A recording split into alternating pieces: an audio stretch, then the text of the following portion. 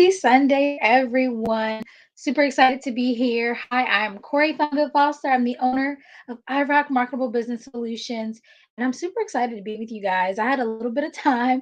I said, let me jump on a live and just chit chat with everyone on a beautiful Sunday.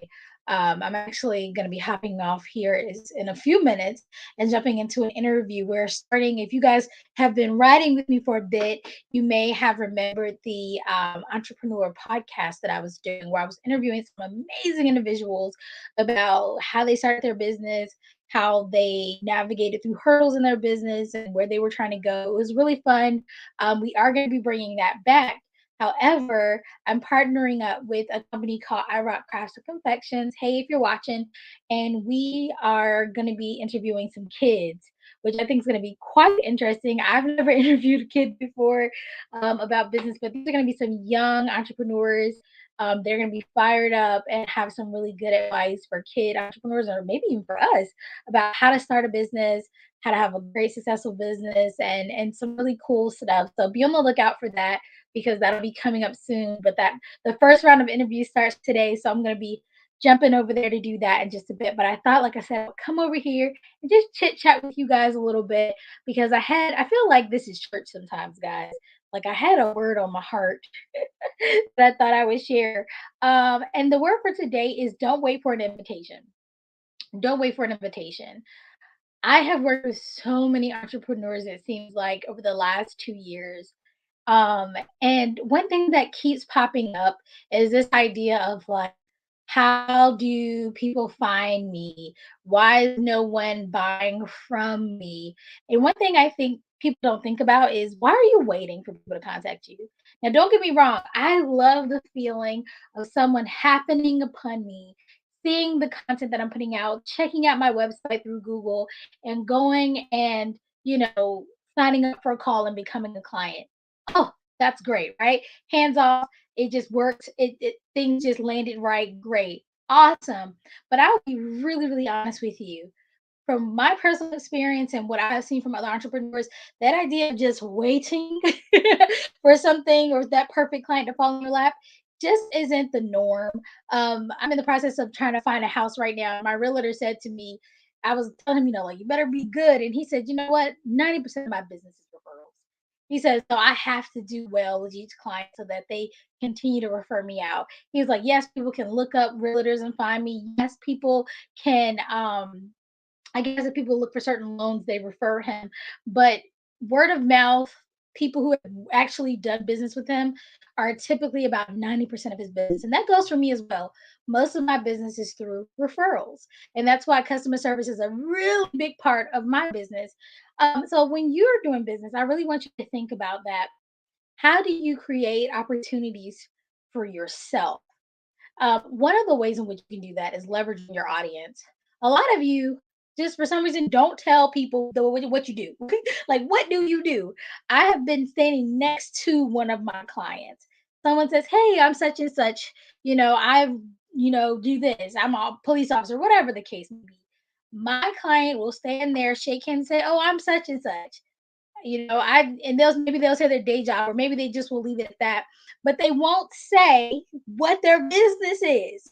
And I'll be sitting there flabbergasted, literally hands clutching my invisible pearls, looking at them like, who are you? I have literally interrupted the conversation, be like, excuse me, let's try that again. Let's try that again. Because you need to introduce yourself as what you want to be remembered by. Yes, I can say, hi, I'm Corey Fonville Foster. I'm a mom. I can say, hi, I'm Corey Fonville Foster. I'm a wife. My husband, he works here, there, whatever. Even when I was working my 9 to 5, I could have said, hey, hi, I'm Corey Fonville Foster, and I'm a medical assistant. But is that what I want to be remembered by? No, I want to be known as, hi, I'm Corey Fonville Foster. I rock marketable business solutions. And I usually go into, yeah, they're like, oh, what do you do? Oh, we help small business owners solve, big marketing problems on a budget through website designs, through coaching programs, things of that nature. And I'll just say something kind of matter of factly, But if something I see is piquing their interest, I'll go into more depth on that particular thing. That's just learning the art of conversation. But I want them to remember me as, oh yeah, she on a, even if they don't know exactly what it is, she owns that marketing thing. You might want to check her out. I don't know exactly what she do, but check her out. That's how I'm leveraging the people that are around me. And when my friends and my family talk about me, I also want them to say that. I forgot who talked about it. I think it was Dr. Chanel DeBose. I'm pretty sure it was, who said something like she kind of coaches her friends and family to know what to say about her. So, for instance, maybe my mom is out and about, and this has happened. If my mom is watching, I remember this. She took a class, well, she took a big program full of entrepreneurs. And then I had a question for someone in her class. And me and the lady got on a call, and I was like, "Yeah, thanks for meeting with me because I'm doing this and this." And I told her about my business. She was like, "Oh my gosh, why didn't your mom tell me you have a business?" Again, clutching my invisible pearls was like, "Why didn't she tell you?" So now we have an understanding, right? We have an understanding that, yeah, you're going to talk about me in a good light, friends, family, co-workers, colleagues, whomever. Tell people that I run a small business marketing firm. And I will even go as far as to tell them, hey, these are some of the things I offer. So that when they're talking about me, if they hear somebody say, oh my gosh, I'm really struggling to make a website, they think of me.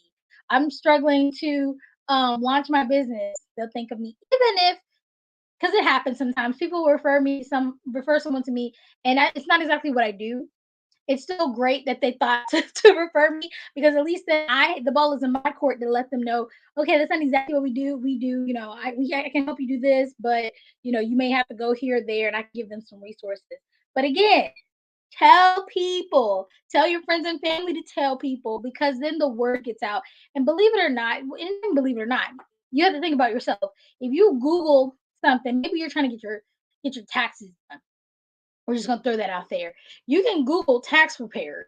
You can usually drive down the street and see somebody spinning a sign and say, "Hey, get your taxes prepared," if it's that time of the year. But because we love our money, right? If I have a friend I know and I trust tell me, oh, such and such your taxes, she got me 4,000 last year. You need to hit her up. Guess who I'm hitting up? Not the sign spinner, but the person that got my friend that $4,000 back last year. Same thing works with your business. I don't care if you sell candles. I don't care if you sell t-shirts. I don't care if you coach, whatever your program is. If someone can tell their friend, their family, someone that knows them about you, that person is more likely to trust you. So you want to be really pushing, telling, again, we're not waiting, hoping that they talk about us. You need to tell your friends and family what you do and ask them that, hey, if this kind of conversation comes up, can you mention me, please? I'm trying to grow my business. Even if, say, for instance, I have a function coming up that maybe I know my friend or family, it isn't really for them, I'll still send it to them and be like, hey, can you share it with anybody you think might be interested? That happened when we were trying to do these kid interviews. I don't know a lot of kid entrepreneurs because I work with adults, I work with women typically. And so I sent out to my friends in the nonprofit sector for sure. I was like, hey, I don't know if this is up your alley, but if you know anybody who might know somebody who knows somebody that knows a kid entrepreneur, please send it that way. And then people started scheduling their interviews. So that's kind of how it works. Something else you can do is create an opportunity for yourself by speaking, right? I tell a lot of my clients, you need to be seen. You need to talk about your business. And yes, you can do lives like this, but these lives go out to just mostly people who know me, right? Unless somebody happens to share it. And thank you for those who do. But create other opportunities, have a challenge, do a workshop, do a webinar, do a mastermind, have a retreat, have a conference, have a summit, do things in which you can be seen and set a stage. Apply to be speakers at other people's events. Don't wait to be invited. It's nice to be invited, I will say, but apply. I work with a lot of educators, and I was like, hey, here's a list of all of this year's and next year's educational conferences. Go apply. Go apply to be a speaker so that you're an expert. You can inquire about collaborating on a book. I have a client, I think of the name, Donovan Blake. She's the owner of Alchemy Consulting. And yeah, she has been featured in two really great books about diversity, equity, and inclusion. And she didn't have to write the whole thing. She's a contributing author. She contributed a chapter, but now she can talk about the fact that she is a contributing author in a really great book or books. All right. Again, don't wait to be invited. Go find these opportunities. That's the thing. I have some clients that'll go reach out to churches to speak. I mean, wherever you can find an opportunity, go out, take that initiative, and get in that stage. And again, if you can't find it, create it for yourself. Create it for yourself. Podcasts are a great stage in which you can kind of insert yourself. Now, sometimes people will ask you to be an expert, just like TV, they'll ask you, but you can also pitch yourself. Every now and then, I come across opportunities for podcasts. I send it off to my clients, say, hey, reach out to these people. First, do your homework, but reach out and see if it's a good fit. Say, hey, this is what I can offer your audience, right? Because that's what podcast people need to fill the spots. They need guests. You reach out and say, hey, love what you're doing. I would love to contribute this thought based on some of the topics you've been doing. I think that your audience will really be able to get a lot of value out of what I'm going to talk about. This is my, give them your bio, what have you, your headshot. And I have landed quite a few podcasts from just reaching out saying, hey, I would love to be a guest on your podcast.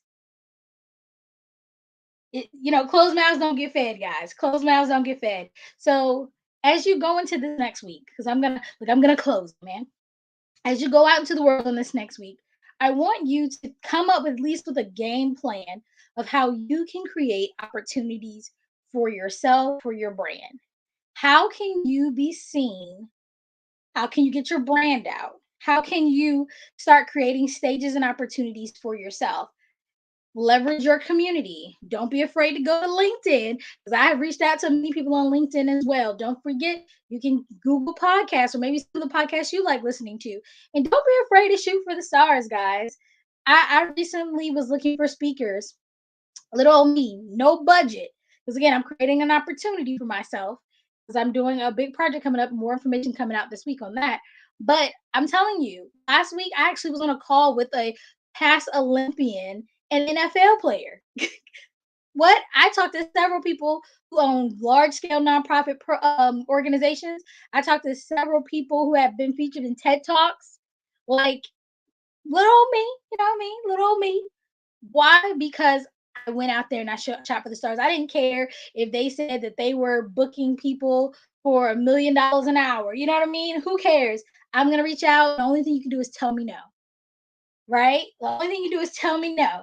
If you tell me yes, if you say you're gonna think about it, if you say, hey, I can't come, but I'd love to make a connection and do something with you in the future, all that's to my benefit. Heck, even if you said no, that no just tells me, hey, I'm gonna keep pushing and go out and find more people. So don't wait, is the goal of this week. Do not wait for opportunities. I hope they come to you. I put those out in the air for you, but don't wait. Go make opportunities for yourself this week. And don't just make the plan, start acting on the plan. Reach out, say you're going to reach out to 10 people a day. Reach out to 10 people a week. Heck, one person a week. I don't care. But start putting some things into action this week to make opportunities for yourself. All right, guys. Well, I got to roll. I'm looking at the time here. I was supposed to have my little thing up, but I can't see. But yeah, I need to hop off here. But guys, please have a blessed, productive week. Remember, I rock, you rock, we all rock. And I'm going to talk to you guys soon. Have a great week.